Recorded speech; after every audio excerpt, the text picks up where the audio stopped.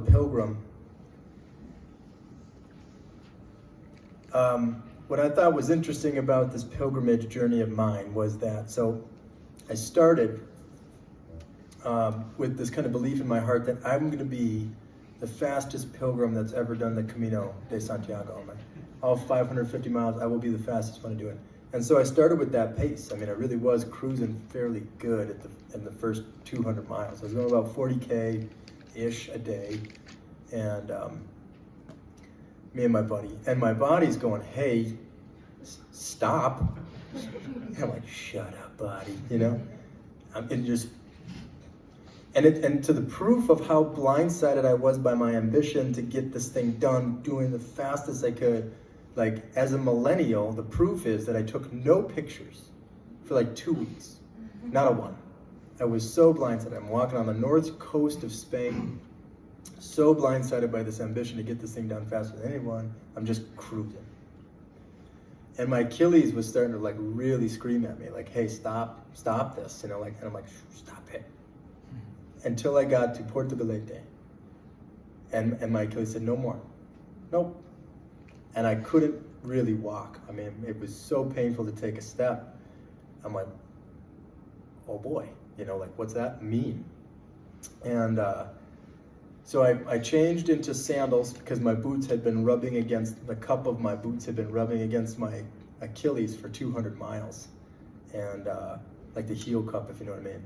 And so I switched into sandals, and I walked like very painfully into Porto Galete, and I thought, this is it. This is as far as I got on this journey. So the next morning I woke up, and I'm pretty depressed at this point because I'm like, I really wanted to get to the end. I'm like hobbling. I'll go to the doctor there, and she doesn't speak English, and I don't speak Spanish, and she's looking at my Achilles.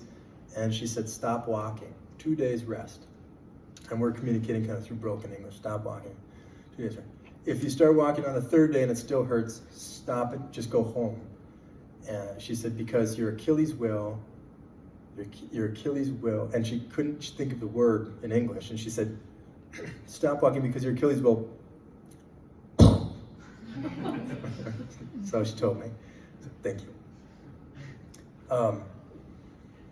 So I rested for 2 days. It was the most painful rest I have ever experienced. It was so full of anxiety that it was not restful even in the slightest bit. I almost wanted to start walking to get out of that pause because of how much I had to just sit with that unknown of, will I get to walk again? I don't know.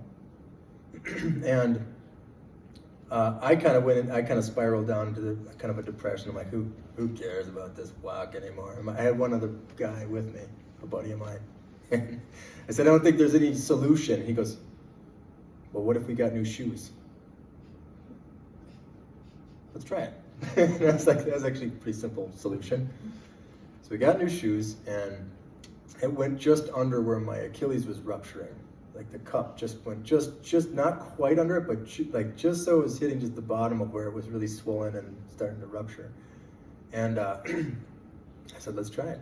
So we started walking, and it didn't feel like it was getting worse, but it didn't feel like it was getting better. So the anxiety of when is the trip going to be over couldn't really leave, because it was like tomorrow could be the last day I get to walk on the Camino.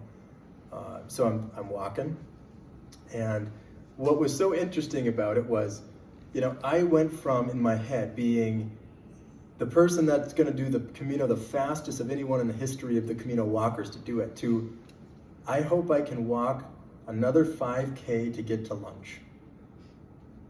And you would celebrate the heck out of 5K. And then I hope I can walk another 15K to get to the albergue to sleep, so I can maybe walk tomorrow. And that's how I went through the days. For 350 miles, that's how I went through the days. And you just didn't know. And I had kind of, every morning I'd wake up and I'd have these two prayers that I would say. And again, you're getting this Christian guy's perspective. But I would say, Lord, thank you. Thank you for another day. I know now I'm not guaranteed one more step on this journey. I'm certainly not guaranteed one more step. And I never was. I thought I had guaranteed that I had one more. I never was. But now I really realize it. Not one more. And then I would say, Lord, please, send me an English-speaking doctor. Every morning for 350 miles, I'd say, Lord, please send me an English-speaking doctor. Because I want someone to look at my Achilles and tell me, it's not going to rupture, it's not going to rupture, it's not going to be good. What I wanted to share was, some of those days, one day we went up over this mountain pass. And they have to be very cautious, like don't go through here unless you're an experienced climber, because conditions can get bad. And we're like, we don't have another option, we have to go over the top. So we go over the top, of course conditions get bad, and I remember this one particular morning, the fog blew in. And like I told you about these little arrows, these little fletchings, and you couldn't see it.